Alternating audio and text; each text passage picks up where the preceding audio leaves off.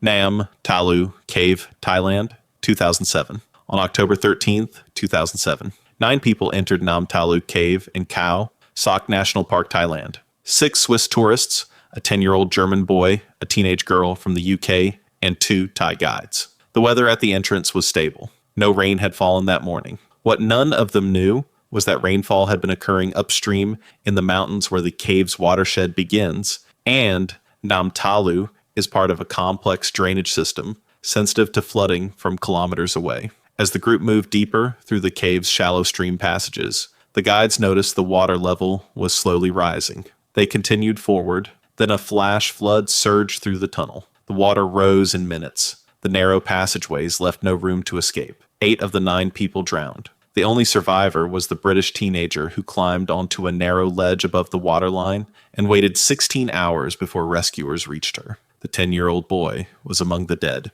2 Thai guides died alongside their tourist men who had entered that cave dozens of times before on guided tours during the dry season, and who made the collective decision that what was true in the dry season was still true in October. Here's the thing that makes this death avoidable. The rain that killed them never fell where they were standing. It fell somewhere else in mountains they couldn't see into a watershed they hadn't checked. A weather report for the upstream region, read before departure, would have told them exactly what was building. 17 years later, on August 6th, 2024, another group entered the same cave during the same closed season. A second flash flood killed the guide who was helping others escape. The park had been closed. The tour operator took them in anyway. The cave hadn't changed. The decision had. Schroeder's Pants Cave, New York, 1965. On February 13th, 1965, 3 members of the Boston Grotto Caving Club descended into a cave in the Adirondack foothills of New York, known as Schroeder's Pants Cave. The group included 23-year-old James Mitchell, a chemist from Massachusetts, a nurse named Hetty Miller, and a Harvard graduate student named Charles Bennett. Temperatures had been hovering around freezing for days, and ice-cold meltwater was now flowing through the cave's vertical shafts. None of this stopped them entering. Mitchell was the first to attempt a descent down an 80-foot shaft. He clipped into his safety lines and began lowering himself. Partway down the water pouring over the shaft hit him directly. Roughly 10 gallons of near-freezing water per minute landed on his head and shoulders.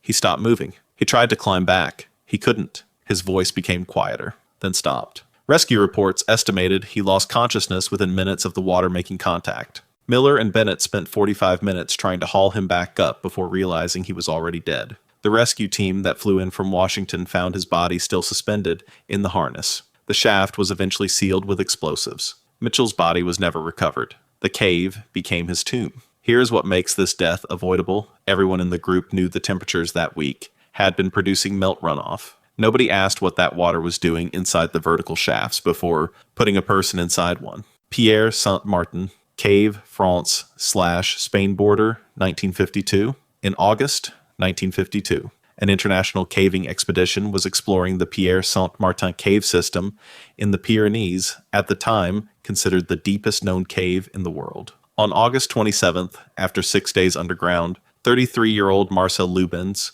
was being hauled up through a vertical shaft on a steel cable attached to a winch system. Just as he neared the top of the final stretch, the cable snapped. Lubens fell 130 feet down a rock slope into the shaft below.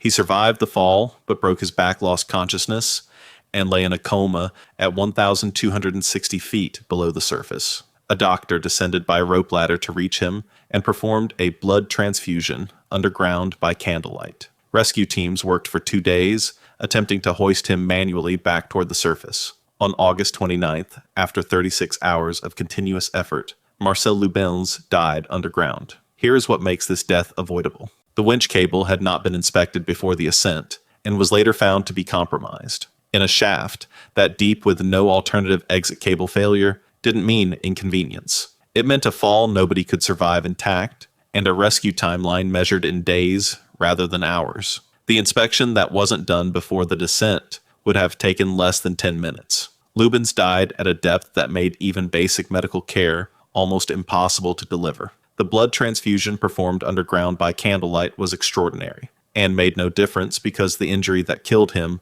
was not one that blood volume could fix. He needed a hospital. He was 1,260 feet underground. Those two facts, not the cable failure, are what actually determined the outcome. Nutty Putty Cave, Utah, 2009. On November 24th, 2009, 26-year-old John Edward Jones entered Nutty Putty Cave in Utah with a group of family and friends. Jones was fit, experienced, and well-liked. Somewhere inside the cave, he squeezed headfirst into a tight passage he believed he recognized. He did not recognize it. He had entered a different, narrower section and wedged himself in head first and upside down approximately 400 feet from the entrance. He could not go forward. He could not pull himself back. Rescue teams arrived and spent 27 hours working to extract him. At one point, they came close, getting a pulley system attached to his foot, making progress. Then a rope pulley broke. The vibrations may have caused additional settling of the rock around him. The rescue effort continued through the night.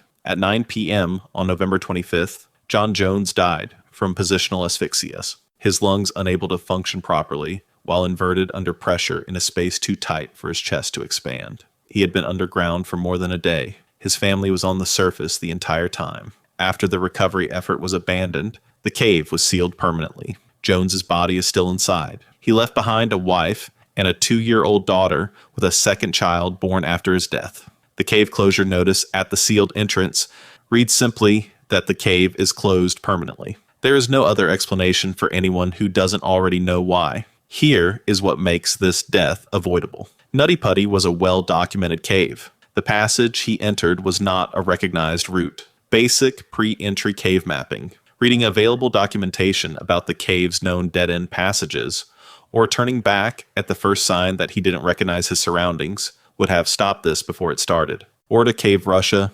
2013. On March 22nd, 2013, experienced cave diver Andrei Rozhkov entered Orda Cave in the Perm region of Russia, one of the longest underwater caves in the world, carved entirely through gypsum rock and filled with water of extraordinary clarity, sometimes visibly clear to 40 meters. Rozhkov was not a beginner. He was a qualified underwater photographer who had dived Orda Cave multiple times before. On this dive, something went wrong during the ascent. Emergency teams who later reviewed the scene and the equipment believed he had run out of breathing gas before reaching the surface, a failure, categorized in the cave diving community as a rule of thirds violation. The diver had not reserved sufficient gas for the return journey. The exact sequence of his final minutes is unknown. What the recovery team found was consistent with a diver who had continued moving toward the exit after his gas supply was critically low,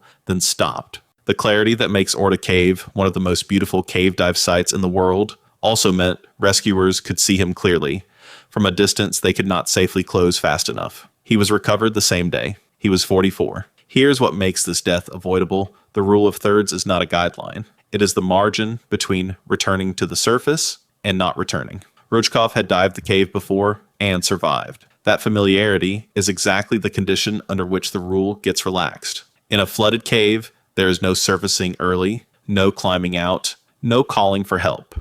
When the gas is gone, the timeline is measured in seconds. The clarity of Orda Cave, the thing that makes it one of the most photographed cave dive sites on Earth, also meant that when his body was found, it was visible from a safe distance. Rescuers could see him. They couldn't reach him without entering a space that would have required more gas than they could safely bring.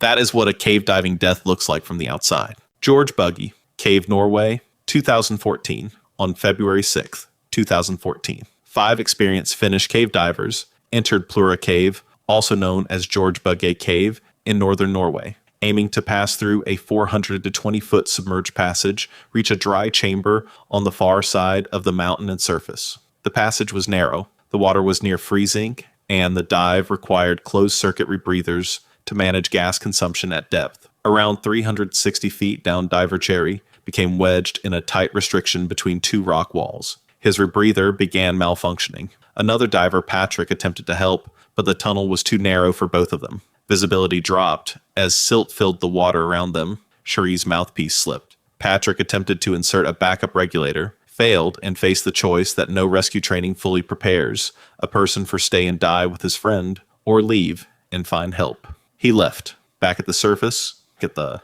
recovery team spent the following weeks retrieving both Yari and a second diver, Kai, who had died deeper in the system attempting to reach Hari on his own. Their recovery was documented in the 2016 film Diving into the Unknown. Here's what makes this death avoidable. The restriction that trapped Hari was a known feature of the dive. It had been passed before by slimmer divers in warmer conditions. On this day, with rebreather equipment, adding bulk in near-freezing water that reduced physical flexibility, the margin was gone before anyone entered the water. The decision that mattered was made at the surface before anyone got wet, when the question of whether today's conditions were the same as last time was either asked and answered wrong or not asked at all. The friends who later went back into the cave to recover the bodies, documented in the 2016 film Diving into the Unknown, did so against official orders and over 100 hours of dives through the same system that had killed their friends. They succeeded. They brought both bodies home. The dive that killed Jori and Kai was avoidable. The dive that recovered them was a different kind of choice entirely. What connects all 6 of these deaths is not bad luck. It is a decision that was made before anyone went underground in daylight, when the alternative was still available. The upstream rainfall, the meltwater in the shaft, the uninspected cable, the undocumented passage, the gas calculation, the narrow restriction on a cold day. Every one of those things was known or knowable before the cave entrance was crossed. The cave itself did nothing unusual. It behaved exactly as it always had. The people who entered it had simply stopped checking whether what was always true was still true today. If you enjoyed this video, subscribe for similar ones and feel free to drop suggestions for the next video in the comments below.